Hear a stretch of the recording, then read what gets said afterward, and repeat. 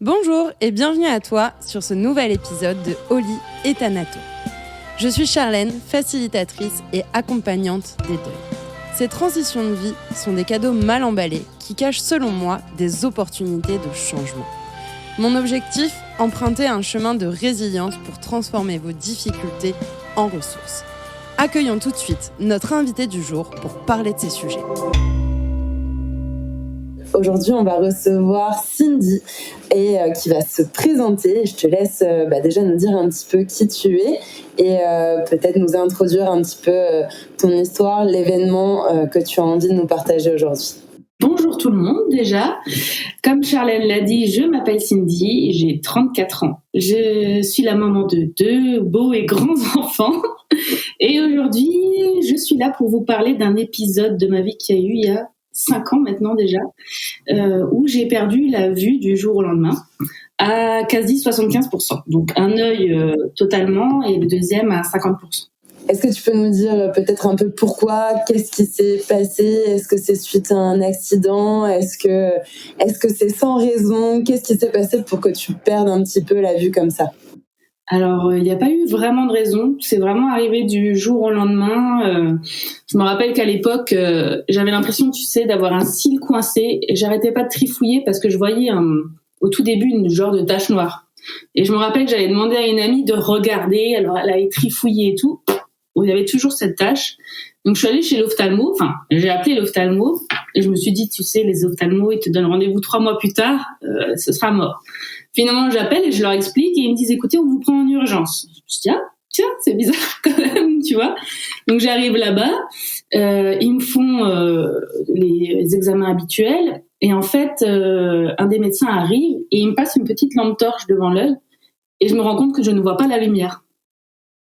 Et là, je me mets à pleurer instinctivement sans savoir vraiment ce qui se passait.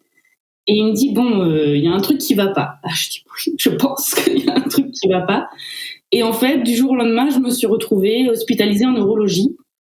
On s'est rendu compte que c'était un problème neuro.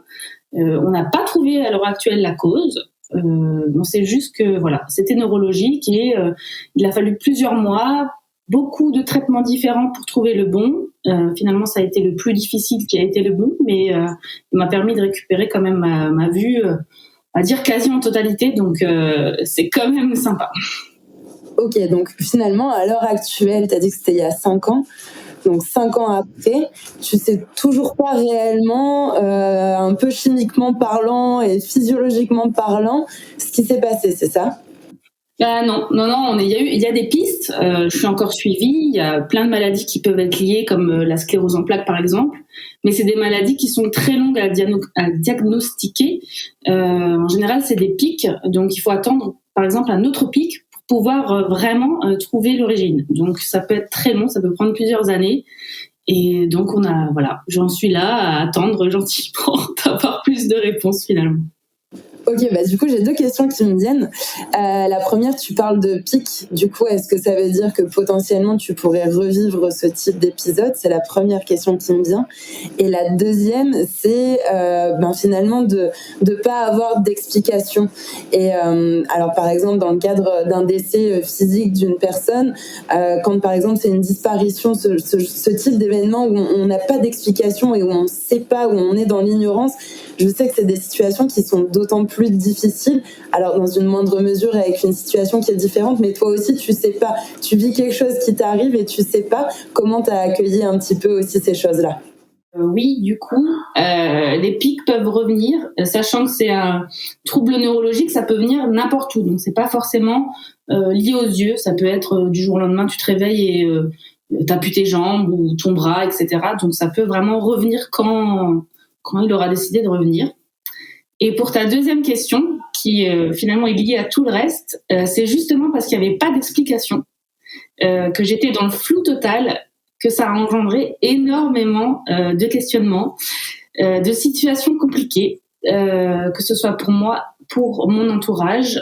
C'est vraiment ça, en fait, qui a causé un certain deuil, finalement aussi, parce que il a fallu accepter le fait de ne pas savoir. Il a fallu accepter le fait aussi que les gens n'apprécient pas de ne pas savoir. carrément, je suis d'accord avec toi. Et on reviendra un peu après à justement cette notion un peu de renaissance. Qu'est-ce que ça t'a appris? Moi, je le sais dès maintenant, mais les gens ne le savent pas encore. On va laisser un peu de suspense. Mais justement, je trouve ça très touchant et en même temps super perturbant et difficile en fait à aborder. Et du coup, comme tu me dis que c'est pas forcément localisé qu'au niveau des yeux, cette potentielle rechute, ces potentiels pics qui pourraient arriver, sans savoir si ça arrivera, sans savoir où, quand, comment. Comment t'arrives à vivre avec cette idée-là finalement un peu en tête de manière quotidienne, j'imagine? Alors aujourd'hui, ça va mieux. Aujourd'hui, finalement, à la limite, j'y pense pas trop. Ça fait partie de moi et si ça doit arriver, ça arrivera. C'est les premiers temps où ça a été très compliqué, où j'ai beaucoup insisté pour avoir des réponses. J'ai fait énormément d'examens. J'étais un peu aussi stressée au moindre truc, tu vois. Avant, si t'avais mal à la tête ou quelque part, tu stressais pas trop. Tu savais que voilà, tu prends un Doliprane, ça passe ou autre. Il y a eu quand même une grosse période, je pense, les 2 premières années où le moindre truc pouvait me faire vraiment flipper. Maintenant ça va. Maintenant, voilà, j'ai des examens une fois dans l'année pour vérifier et ça me suffit. Mais il a fallu 5 ans pour finalement se dire, ok, de toute façon, j'ai pas de pouvoir dessus. En fait, c'est un gros lâcher prise de se dire que je ne peux pas en fait décider moi de ce que ça va donner. Je n'ai pas le contrôle de mon corps à ce moment-là, donc je ne peux rien y faire et ça ne sert à rien de me gâcher la vie pour quelque chose que je n'ai pas en fait de pouvoir dessus, quoi.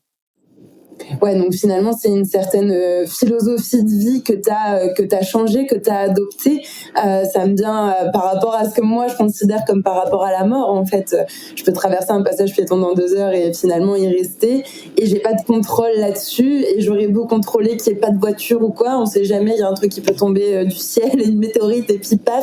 Et puis, pas de chance, et je suis au mauvais endroit, au mauvais moment. Et j'ai l'impression que t'as un peu cette même philosophie, en fait, derrière, de dire, bah voilà, il n'y a pas de contrôle. Je peux pas contrôler l'incontrôlable, c'est impossible.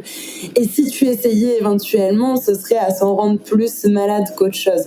Et je pense que tu me contredis si je me trompe, mais ça fait partie aussi de toute cette plus large philosophie de vie, ces changements, ces questionnements, ce nouveau sens que tu as pu donner aussi à ta vie, à ta personne, à ton existence et aussi à d'autres choses dont on en parlera un peu après. Et donc du coup, ouais, il y a forcément un deuil, comme tu le dis. La Cindy d'avant qui vivait finalement plus simplement sa vie, qui avait pas ces questionnements-là et qui se disait pas potentiellement c'est quelque chose qui peut m'arriver. Et la Cindy d'aujourd'hui qui a dû justement faire le deuil de ces choses-là. Comment t'as un peu peut-être accueilli cet événement qui a été vraiment soudain, où il n'y a pas eu vraiment ça n'avait pas été crescendo de ce que tu me dis, ça a été comme un accident, quoi. Ça te tombe dessus, tu peux rien y faire, c'est bien obligé de l'accueillir et de l'accepter. Et quels sont peut-être les outils qui t'ont aidé à justement à lâcher prise, à lâcher ce contrôle et à rentrer dans quelque chose qui est plus c'est souvent moi un mot qui me revient, le côté un peu Inch'Allah, en fait, je contrôle pas cette chose-là, quoi. Exactement. Il y a eu une grosse part de déni au début. Je me rappelle la période où j'étais hospitalisée, j'étais dans mon lit d'hôpital et à la limite, je me demandais qu'est-ce que je foutais là, tu vois. J'avais conscience que j'avais perdu la vue, mais pourtant, j'avais pas envie que ça impacte ma vie. Les gens ne comprenaient pas parce que j'ai vraiment vécu, et je pense la première année, comme si de rien n'était. Et pour exemple, donc j'étais hospitalisée en juillet, si je me souviens bien, et en fait en août, j'avais prévu des vacances avec ma meilleure amie. Et tellement j'étais dans le déni, j'ai fait signer des papiers à l'hôpital pour pouvoir partir en vacances, pour que ma meilleure amie soit en gros celle qui est en charge de moi, parce que pour moi, je devais partir en vacances et continuer ma vie normalement, alors que je n'avais quasi plus rien à voir de mes vacances, tu vois. Et donc, elle m'a trimballée un peu comme un boulet pendant 2 semaines, mais tu vois, c'était vraiment comme si de rien n'était, et c'est ce qui a été compliqué aussi pour les gens. C'est comme ça que j'ai perdu énormément de monde aussi. C'est parce que pour eux, ils ne comprenaient pas. Déjà, ça ne se voit pas. Tu sais, il y a cette notion que quand quelqu'un a un accident grave et qu'il a, je sais pas moi, perdu sa jambe ou qu'il a quelque chose de cassé, visuellement, tu le vois, tu sens qu'il y a quelque chose. Moi, c'était pas perceptible. Tu vois, il y a que moi qui pouvais voir, non, mais qui pouvait savoir que je ne voyais pas, tu vois. Donc déjà, il y avait ce côté-là qui était compliqué pour les gens parce qu'ils n'avaient pas la possibilité de vérifier, tu vois. Donc ça a été difficile pour eux. Et ensuite, il y avait toute ma phase de déni qui faisait comme si de rien n'était. Donc ça, à la limite, je le sais, il y a des gens qui se sont dit, en fait, si ça se trouve, elle fait la comédie, tu vois, parce que elle continue sa vie, en fait. Et donc ça a été compliqué cette période-là parce que j'étais dans le déni. Toute ma vie s'est un peu écroulée parce que je suis passée de Cindy qui avait un cercle social très large, qui sortait tout le temps, qui profitait de la vie et qui aussi était énormément dans le contrôle, à Cindy qui devait tout remanier et qui s'est retrouvée quasi seule en fait. Parce que ça a été... aujourd'hui, je comprends, mais ça a été compliqué pour les gens. Parce que, comme dit, il n'y a pas de notion pour eux de voir ce qui se passe réellement. Et aujourd'hui, je sais que, par exemple, la plus grande peur de l'homme, c'est de mourir ou de voir son extinction. Et quand ils sont face à ce genre d'épreuves, ils préfèrent reculer que d'avancer. Donc, voilà, je me suis retrouvée un peu seule. J'ai gardé un cercle très restreint et c'est ce qui m'a aussi permis d'avancer par la suite. Mais il y a eu une grosse phase de déni d'abord. Ce qui est normal, hein, ça fait vraiment partie aussi du processus de deuil, c'est qu'au début, on n'a pas envie d'accepter en fait, surtout que généralement quand on parle de deuil, on ne parle pas de choses qui sont toujours agréables et super positives. Alors autant le positif, on l'accueille les bras grands ouverts, autant les trucs un peu moins agréables, plus inconfortables, traumatisants aussi pour certains événements, on a plus tendance à avoir envie de fermer les yeux dessus, et ce qui est tout à fait normal en fait. Et du coup, deuxième question qui est d'autant plus intéressante, qu'est-ce qui t'a permis peut-être de sortir de cette phase de déni? Est-ce que ça a été un déclic? Est-ce que ça a été des échanges avec les gens? Et quelle a été un peu la suite, toi, de ton processus après justement cette phase de déni? Je dirais que je me suis vachement recentrée sur moi. J'aime à dire qu'en fait, en gros, perdre la vue, ça m'a permis d'être face à mes zones d'ombre. Je me suis retrouvée d'un coup dans l'ombre et j'ai dû faire face à moi-même et à tout ce qui se cachait à l'intérieur, et que finalement, quand tu as une vie très mouvementée, tu ne vas pas voir, tu vois, tu vas pas aller dans tes zones d'ombre et chercher ce qui se passe et ce qui ne va pas. Tu continues à faire ta petite vie en ayant ton masque social, tes petites lunettes et œillères, etc.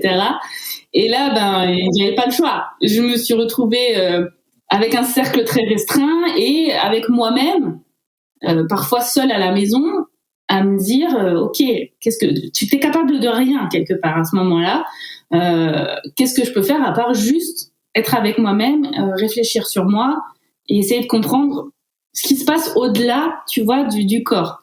J'étais déjà dans un truc un peu spirituel, ésotérique, mais pas au point d'en parler forcément à l'extérieur.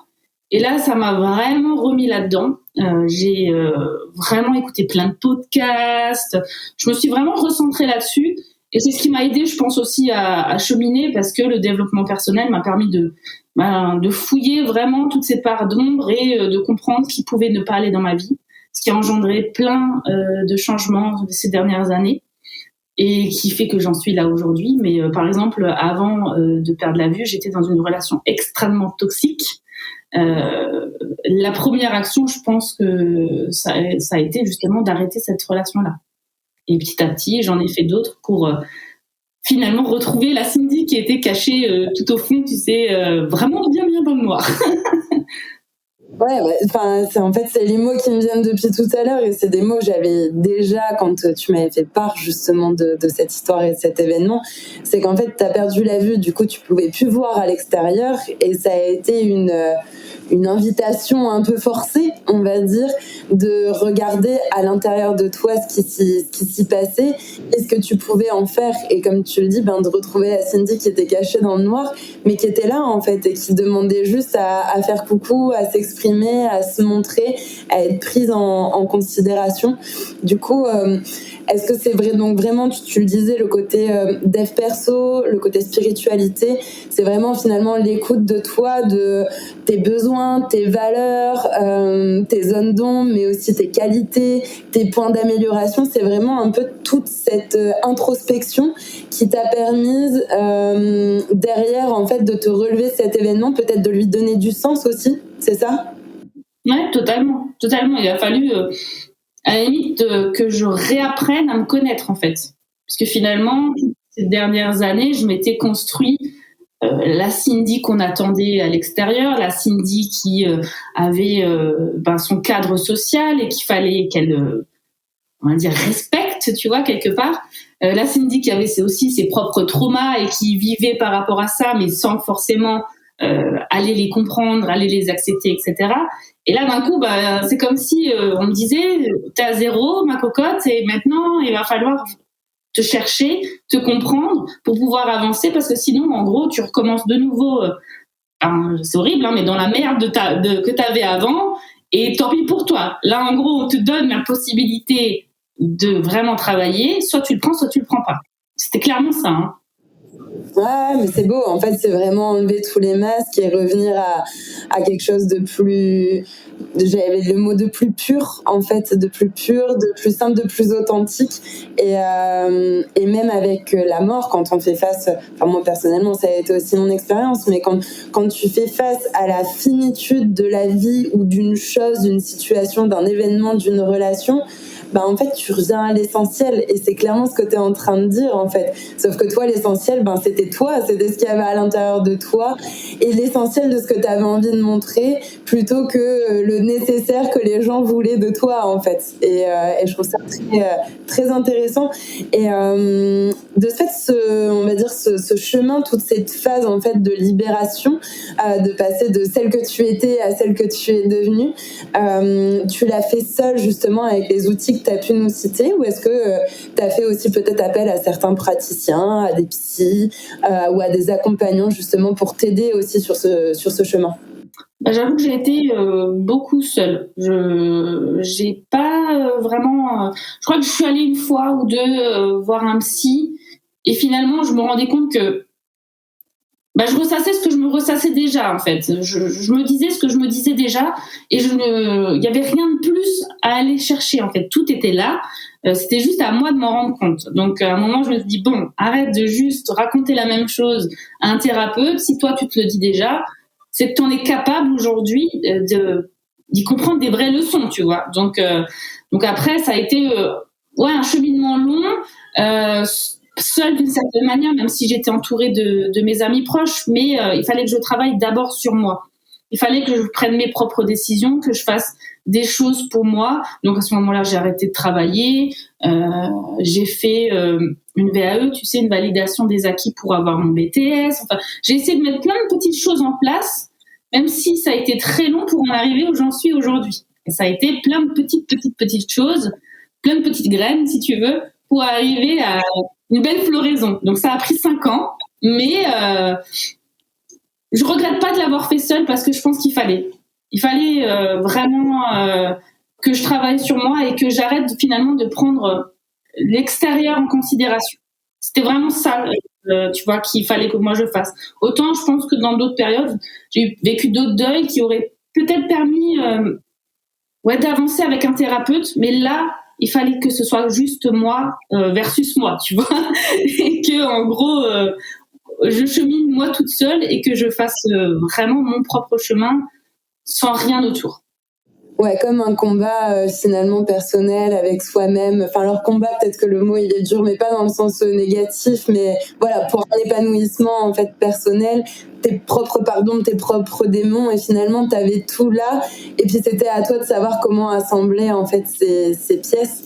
Et en t'écoutant, alors avant qu'on en vienne un peu à toute cette partie de qu'est-ce que ça t'a appris, qu'est-ce que ça t'a permis de changer dans ton quotidien, est-ce que tu peux nous dire quand est-ce que tu as justement retrouvé la vue, comment ça s'est passé, et est-ce que tout ce que tu nous partages là justement, ces prises de conscience, est-ce que tu nous partageras derrière, est-ce que ça a été après après? Est-ce que ça a été pendant que tu étais encore en période de cécité? Comment ça s'est un petit peu passé? Comment tout ça s'est un peu goupillé pour toi? Du coup, j'ai été de l'été jusqu'à, je crois, fin de l'année, donc aveugle. Et là, il s'est rien passé. Là, clairement, c'était la grosse période de déni. Il se passait rien, mis à part faire comme si de rien n'était, continuer ma petite vie. Enfin, tu vois, par exemple, tout bête, j'habitais dans une grande ville, je suis descendue de chez moi seule, je suis allée prendre le tram sans rien, tu vois, comme si j'en avais les capacités. Enfin, et je l'ai fait, hein, mais voilà, j'étais tellement à côté de la plaque en me disant que non, en fait, tout va bien, tout va continuer, que toute cette période-là, il s'est rien passé. Il a fallu vraiment que je sorte de là. Le dernier traitement a été vraiment difficile et je pense que ça a aussi fait un peu le réveil de se dire bon, sors un peu de cette phase de déni parce qu'il se passe vraiment quelque chose. Tu vois, parce que comme je disais avant, devenir aveugle, c'est pas quelque chose que tu ressens dans ton corps, c'est pas une douleur. Donc quelque part, c'est difficile parfois à matérialiser. C'est horrible à dire, hein, mais tu vois, t'as beau ne pas voir, tu ne ressens pas de douleur. Et donc, à la limite, tu vois, tu te dis que c'est pas si grave que ça. Je sais que ça va être difficile pour beaucoup de le comprendre, mais t'as tellement l'habitude de te dire que quelque chose qui te fait souffrir ou changer, c'est quelque chose qui est douloureux, que finalement, quand t'arrive quelque chose qui n'est pas douloureux, et ben même toi, t'as du mal en fait à l'accepter. C'est un changement de perspective en fait, mais comme tu le dis, je pense qu'on peut tous se l'imaginer. Il suffit qu'on reste rien que 10 minutes chez nous dans un environnement qu'on connaît, à réellement fermer les yeux, à essayer de faire notre vie comme on la ferait dans les 10 minutes qui suivent. Oui, on va avoir aucune douleur, mais la douleur, elle va plus être, je pense, mentale et psychologique de perdre certaines choses. Par exemple, je sais pas, moi, c'est le premier truc qui me vient, mais un lever ou un coucher de soleil, de perdre le visage des gens, de perdre certaines facilités, de perdre du temps. Enfin, voilà, c'est les premiers mots qui me viennent. Mais en effet, il n'y a pas de douleur. Enfin, en tout cas, de ce que tu partages, il n'y a pas de douleur et je l'entends, ouais. Ouais, mais c'est... Après, ça reste, tu sais, ce qu'on nous apprend finalement, et c'est comme ça qu'on grandit. Donc, une fois qu'il t'arrive quelque chose que tu t'attends pas, parce que tu t'attends pas à devenir aveugle du jour au lendemain, c'est pas le truc dont tout le monde parle, tu vois. Tu t'attends à avoir un accident, ou je sais pas moi, à te faire renverser, des trucs très très douloureux et hardcore, tu vois. Et quand c'est pas comme ça, déjà, même pour toi, c'est compliqué à juste te dire. Même toi, par exemple, je sais que quand on m'a dit oui, mais si tu fais pas semblant, il y a des fois, je me suis moi-même posé la question. Je me suis dit, si ça se trouve, je suis folle, en fait. Et en fait, je m'imagine tout ça, tu vois. Parce que t'es encore dans des blocages et des attentes des autres, des attentes extérieures, et qui font même douter toi-même. Donc, c'est très difficile d'en sortir, et je pense que ça a contribué au déni parce que ça me permettait aussi de rester, tu sais, accrochée à l'extérieur, à ce que j'avais déjà, etc. Donc il y a eu toute cette période-là. Et c'est seulement après, petit à petit, ça a pris énormément de temps, hein, parce que en 5 ans, il y a eu énormément de bouleversements. Et finalement, ça a été, il y a presque 2 ans maintenant, où il y a eu un gros changement. Donc on est partis, donc moi et mes enfants et leur papa avec qui je me suis remis entre-temps, tu vois. On est parti à 1000 km en fait de notre région natale pour aller vivre en Bretagne. Et c'était là, on va dire, le point culminant de de tout ce cheminement. C'était ça y est, là aujourd'hui, tu recommences enfin ta vie telle que toi tu es et plus du tout telle que tu étais ou telle qu'on attendait de toi. Ça a été cet événement-là qui a permis le reste. Mais c'était il y a 2 ans, donc il a fallu 3 ans. 3 ans de plein de petits moments et de cheminement, plein de petites étapes avant d'y arriver, quoi. Ouais, donc finalement, il y a eu à peu près 6 mois, comme tu le disais, de l'été à la fin d'année de déni, d'accueil, de tout doucement, j'apprends à accepter les choses et à les regarder, peut-être déjà dans un premier temps à les regarder et à les accueillir, derrière 2 ans en fait de libération, d'avoir des hauts et des bas où ok, malgré que j'ai retrouvé cette vue, que j'ai retrouvé un peu ma vie d'avant sur certaines choses en termes visuels, en tout cas en termes physiques, mais pas en termes psychologiques et en termes mental, comme tu disais, le regard des autres, et ça a permis beaucoup de bousculades, de bousculements, de chamboulements à tout niveau. Et justement, est-ce que tu peux nous partager quels ont été un peu les enseignements, le sens réellement que toi tu as pu donner, le sens personnel que tu as pu donner à cet événement, les leçons de vie, comment ça t'a transformé en fait et comment ça a transformé ton quotidien? Je pense que le plus important, c'est que ça m'a permis de me reconnecter à ce que j'appelle aujourd'hui ma petite boussole intérieure.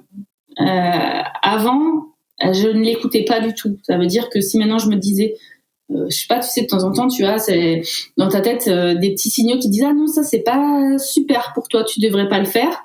Mais pourtant t'y vas parce que X personne t'a dit que c'était bien ou pour X raison tu penses que c'est bien et donc t'y vas. Et donc j'avais cette impression d'avoir fait toujours comme ça, toujours finalement évoluer selon ce qu'on me demandait ou selon les attentes de l'extérieur. Et là, il a fallu que je me reconnecte avec ces petites boussoles et à l'écouter de nouveau. Ça veut dire écouter ce que j'avais vraiment besoin et pas ce que les autres avaient besoin. Et ça a été vraiment, vraiment difficile parce que même en étant maman, en fait, j'avais l'habitude d'écouter ce que mes enfants avaient besoin, pas ce que moi j'avais besoin. Donc c'était tout un réapprentissage, vraiment d'écouter à chaque fois ma petite voix intérieure qui me disait ça c'est ok, ça l'est pas. Et ça a été très long parce que on n'a plus du tout l'habitude de l'écouter et ça m'a vraiment aidé à me recentrer sur moi et à finalement même redécouvrir ce que j'aimais vraiment en fait. Ce que moi j'aimais en tant que personne, c'était fou parce que il y a des moments où tu te rends compte que finalement des choses que tu faisais naturellement enfant, tu ne les fais plus en étant adulte parce que tu penses que c'est juste un truc d'enfant, par exemple le dessin ou autre. Et en fait non, en fait c'est des choses que tu aimes réellement au fond de toi et que tu as complètement laissé parce que on se dit qu'en étant adulte, on n'a plus besoin de le faire. Et donc c'était vraiment ce réapprentissage de savoir qui je suis à l'intérieur de moi, et ça a été le plus gros, je pense, la plus grosse révélation de voir que finalement je n'étais pas du tout celle que je pensais être, que c'était juste une façade, tu vois, vraiment qu'une façade. C'est tout bête, hein, mais par exemple j'ai toujours été très féministe, mais je n'étais pas capable d'en parler plus que ça à l'extérieur, tu vois. Donc, je le cachais, encore une fois, quelque chose que je cachais à l'intérieur de moi. Et d'un coup, tout a pu sortir et j'ai pu devenir celle que j'étais. Ça a été compliqué pour plein de gens parce que d'un coup, Cindy n'était plus celle qu'elle était avant. Et on adore dire la phrase « t'as changé et je ne comprends pas pourquoi », etc. Et là, oui, j'avais clairement changé, mais je le vivais bien. Je le vivais bien parce que j'étais vraiment moi-même et je m'écoutais vraiment moi, tu vois. J'avais plus envie de faire semblant. J'avais plus envie de dire oui pour dire oui. J'avais plus envie de faire telle ou telle chose parce que je pensais que c'était bien pour la société, le monde et je ne sais quoi. Non, c'était fini, c'était Cindy en priorité. Et ça, pour beaucoup, c'est égoïste. Oui, alors qu'il ne l'est pas, parce que la seule et unique personne avec qui on vivra toute notre vie, c'est nous-mêmes en fait. Et alors du coup, le fait d'écouter, de réécouter, on va dire plutôt comme ça, parce qu'en effet, on l'écoute étant enfant, le fait de réécouter ta petite boussole intérieure, ce qui vibre à l'intérieur de toi, et la petite Cindy qui était là et qui avait envie de continuer à vivre et à se manifester à l'âge adulte, qu'est-ce que ça t'a permis peut-être d'entreprendre en termes de peut-être d'action, de projet ou de changement réel dans ta vie? Donc on l'a compris, je pense, par rapport à l'entourage. Est-ce que tu as d'autres exemples où il y a eu un avant et un après justement avec cette petite boussole et cette Cindy? Je dirais qu'il y en a eu deux. Le premier, c'était par rapport à mon physique. Avant, je mettais énormément de pression pour mon physique. Tu sais, j'étais celle qui achetait énormément de fringues, qui se maquillait tout le temps, qui ne pouvait pas sortir sans maquillage. Évidemment, quand tu es pendant 6 mois aveugle, tu ne te maquilles pas, hein, parce que sinon c'est un carnage. Et je ne faisais pas forcément non plus attention à comment j'étais sapée quand je sortais, tu vois. Et donc ça vraiment appris à juste accepter mon corps tel qu'il était et arrêter de me mettre la pression, quoi. Arrêter de me dire qu'il fallait que je sois toujours, je sais pas moi, parfaite pour tel magazine, telle personne. Non, quoi. Ça a été aussi un gros changement parce que ça m'a enlevé un poids finalement, tu vois. On en reparle de ce masque qu'on se force à porter. Et ben là, juste, non, si j'ai envie de me mettre en jogging pendant une semaine, je me mets en jogging en fait. Et je m'en tape. Et ça a été compliqué au début parce que tu passes de celle qui est un peu superficielle, hein, clairement, avant, qui était dans le matériel, dans la façon dont on la voyait de l'extérieur, à celle qui s'en fout de sa façade et qui ne s'intéresse qu'à son intérieur, tu vois. Donc rien que ça a été très compliqué puisque en plus tous mes traitements ont fait que j'ai pris beaucoup de poids, donc il fallait aussi que je l'accepte et que je me dise juste bon bah c'est mon nouveau corps, il est comme ça et c'est ok quoi. Et j'ai pas besoin de me prendre la tête et de m'imposer quelque chose difficile, tu vois, comme je le faisais auparavant. À la salle de sport, je pesais, enfin c'était vraiment grave quoi. Là ça j'ai lâché prise. Et puis après, ça a été aussi au niveau professionnel où ça a beaucoup bougé. J'étais quelqu'un qui était très carriériste, tu vois. J'avais besoin de toujours évoluer, de toujours avoir plus de responsabilités, toujours plus d'argent aussi. Tu sais, c'était très nécessaire pour moi de gagner un gros salaire, etc. Et petit à petit, ça aussi, c'est parti parce que je me suis finalement retourner vers quelque chose de plus essentiel qui a été d'aider les gens et d'aider les femmes surtout. Et on en revient à ce côté féministe qui est ressorti et qui m'a un peu rappelé en disant toi ce que tu aimes c'est aider les femmes en fait. Alors pourquoi tu ne le fais pas? Pourquoi toi tu t'imposes un cadre professionnel qui en plus ne m'apportait rien puisque j'étais toujours dans le stress, etc. Et ben là d'un coup je l'ai accepté et aujourd'hui c'est ça ma priorité professionnelle, tu vois. Ouais, je vois carrément.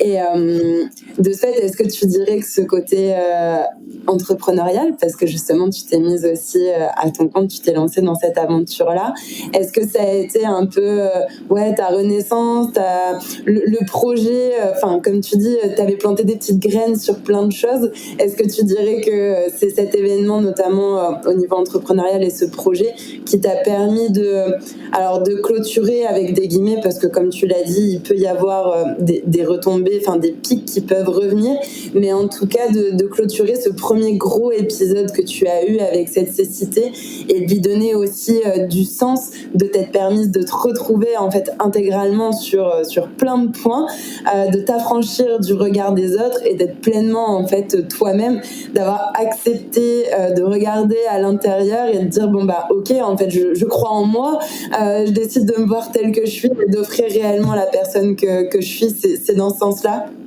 Clairement, oui, clairement. Et puis je le sens, là depuis peu, je suis vraiment entrepreneuse à 100%. Et même là encore, tu vois, il y a des choses qui se passent. Parce que tu te rends compte que plus tu ouvres de l'espace, plus il y a de choses qui arrivent. Et c'est là où on se rend compte qu'on évolue perpétuellement et qu'on a toujours la capacité d'aller encore plus loin, plus en profondeur, etc. Et c'est exactement ce que je vis depuis que j'ai créé mon entreprise. C'est que moi, j'évolue autant qu'elle, en fait. Et c'est ça que je trouve incroyable. C'est qu'en étant salariée, par exemple, dans mes diverses entreprises, je n'évoluais pas, je ne m'épanouissais pas, tu vois.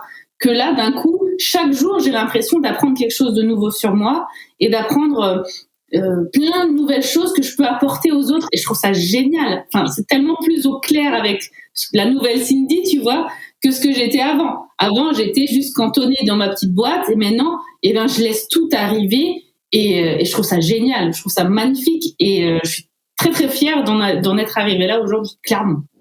Tu peux, en fait, il y a plusieurs mots qui me viennent, mais c'est vraiment être revenu à l'essentiel, à la simplicité, à l'émerveillement aussi, tu vois, on parlait un peu du côté enfant, le côté dessin, enfin voilà, cet émerveillement en fait qu'on a étant petit, en étant un peu innocent et en regardant une fleur ou une abeille qui butine, dire waouh comment c'est beau, et que maintenant on voit une abeille, ah non ça pique et on a envie de partir en courant, enfin c'est un peu comme ça qu'on s'efforce parfois en grandissant. Et de ce fait il y a un peu une dernière question qui me vient, c'est qu'on sent vraiment toute cette philosophie de vie, cet état d'esprit qui s'est apaisé, justement, qui est revenu à l'essentiel, qui s'est adouci, une certaine sérénité en fait face à l'adversité, une certaine résilience, clairement on peut le dire, hein, le mot est loin d'être faible aussi pour toi et pour cet événement que tu as traversé. Est-ce que ce deuil que tu as dû faire par rapport à l'ancienne Cindy, qui est plus une mort symbolique plutôt qu'une mort physique, est-ce que ça a eu aussi un impact, et est-ce que ça a fait évoluer ton point de vue sur la mort physique? Oui, clairement. Je pense qu'à l'époque, j'avais facilement peur de la mort, de la fin, tu vois. Aujourd'hui, j'ai l'impression que ça me taraude moins, parce que finalement, je me suis rendu compte que c'est pas aussi fermé que ça, tu vois. Quelque part, j'ai perdu la vue et j'aurais pu me dire, eh ben, c'est la fin de tout, tu vois. Tu ne vois plus rien, donc ta vie est perdue, comme on pourrait se l'imaginer. Et en fait, non, pas du tout. Et c'est incroyable parce que j'ai jamais eu peur finalement de ne pas retrouver la vue. C'était ok avec moi qu'elle ne revienne pas. Et ça a été tout de suite. Je l'ai pas compris au début. Et en fait, c'est parce que quelque part, ça ne dépend pas de mon énergie vitale, tu vois. Ça ne va pas l'impacter. C'est pas parce que j'ai perdu la vue, par exemple, ou tu perds un bras, ou tu perds un proche, que ton énergie vitale elle n'est plus là. Et c'est ça que je trouve super beau, c'est qu'aujourd'hui, tu peux enrichir cette énergie vitale et lui donner toujours plus de lumière, etc. Qu'importe ce qui arrive dans ta vie. Même si des fois c'est dur, même si des fois tu as envie de laisser tomber et que tu dis que c'est dramatique et grave et que tu n'y arriveras pas, mais tu as en fait toujours cette lumière incroyable en toi. Et à partir du moment où tu la chéris chaque jour, bah, tu n'as presque plus peur en fait. Parce que tu sais que tu as fait tout ce qu'il fallait pour t'en occuper, pour la chouchouter et tout. Et du coup, c'est ce qui me permet de plus vraiment avoir peur de cette fin, tu vois, de fin, en tout cas, de vie, là, comme on l'imagine. C'est beau, je trouve ça super inspirant ce que tu viens de partager. Et j'ai envie de dire, pour clôturer, quel serait, même si ça va peut-être reprendre un peu tout ce qu'on a dit, mais s'il y a des personnes qui se retrouvent dans ton témoignage, dans ton partage, peut-être justement sur un côté de cécité ou le deuil justement d'un ancien soi, que ce soit de par un épisode de cécité, quelque chose en lien avec la santé physique ou autre chose, mais où justement le côté regard des autres, devoir se reconnecter à soi, oser s'affranchir en fait de l'extérieur et penser pour soi, par soi, grâce à soi, comme on veut, mais par soi, vraiment, c'est important. Quelle serait peut-être la phrase et le conseil que tu voudrais partager justement à ces personnes qui pourraient se retrouver dans ton témoignage? Eh ben, c'est une phrase que je répète énormément en ce moment, c'est se reconnecter à son intuition. On oublie à quel point on a déjà en nous, c'est ce que je disais avant, cette boussole intérieure, cette petite voix qui est capable de nous dire ce qu'on a vraiment besoin, ce qu'on aime vraiment. Et se reconnecter à cette intuition, ça permet déjà tellement de choses. Et je peux qu'encourager les gens à développer leur intuition et à se rappeler qu'ils ont déjà tout en eux, en fait. Et que ça demande juste à être mis en lumière. Ouais, c'est ça. Et parfois, c'est faire. On parlait du côté ne plus voir pour voir à l'intérieur. J'allais dire aussi faire le silence à l'extérieur pour écouter à l'intérieur. Et parfois, c'est des choses bêtes qui peuvent nous paraître bêtes, mais de les écouter justement parce que ça vient de l'intérieur. Parfois, ça fait flipper. Parfois, on se dit que ça peut paraître bête ou stupide, mais c'est vraiment de s'écouter au moins une fois et au moins de le tester. Et je valide tout à fait ce conseil et cette jolie conclusion. Est-ce qu'il y a quelque chose que tu souhaitais rajouter, quelque chose qu'on n'a pas abordé, quelque chose qui te paraissait essentiel? Eh ben, écoute, je crois qu'on a bien fait le tour de tout ça. Vraiment, je pense que oui. On a vu un peu tous les aspects de ce que j'ai vécu et l'essentiel aujourd'hui de ce que je veux transmettre, c'est vraiment ça, quoi. Se reconnecter à cette intuition et accepter qu'on peut se détacher du reste. C'est surtout ça, en fait. Accepter qu'il n'y a rien de mal à se détacher de l'extérieur. Vraiment, n'ayez pas peur. Détachez-vous au max à partir du moment où c'est pour vous. Mais j'ai envie de dire, laissez partir ce qui a à partir et faites-vous plaisir, quoi. Lâchez ce que vous avez à lâcher parce que ça ne vous sert pas, ça vous dessert. Et tant que ça sera lié à votre intuition, à votre bien-être, à votre cœur, etc., ce sera que bon. Si ça n'est pas le cas, laissez. Et n'ayez pas peur de laisser. Exactement, et c'est comme je le répète souvent, c'est l'une des grandes leçons du deuil, en fait, la leçon du détachement. Je voulais vraiment te remercier, Cindy, pour ce partage, pour ce témoignage, pour avoir accepté aussi de participer au podcast de Oli et Thanato. Et dans tous les cas, je mettrai aussi tes informations en description si tu l'acceptes, si les personnes veulent échanger avec toi. Et puis, en tout cas, je te dis à très vite et encore un énorme merci. Je t'en prie, à bientôt. Je vous remercie sincèrement d'avoir écouté cet épisode jusqu'au bout. Votre engagement me touche et me motive dans cette aventure. Je vous invite à me faire votre retour en me laissant votre avis sur votre plateforme d'écoute. Positive ou négative, la critique est constructive et permet toujours de s'améliorer.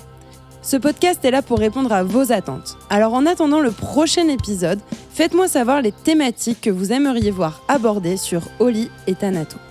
Nous pouvons en parler directement sur Instagram sur le compte Oliatma.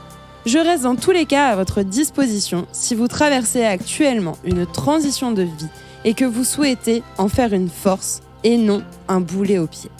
Tous les liens sont en description. Je vous souhaite une magnifique semaine.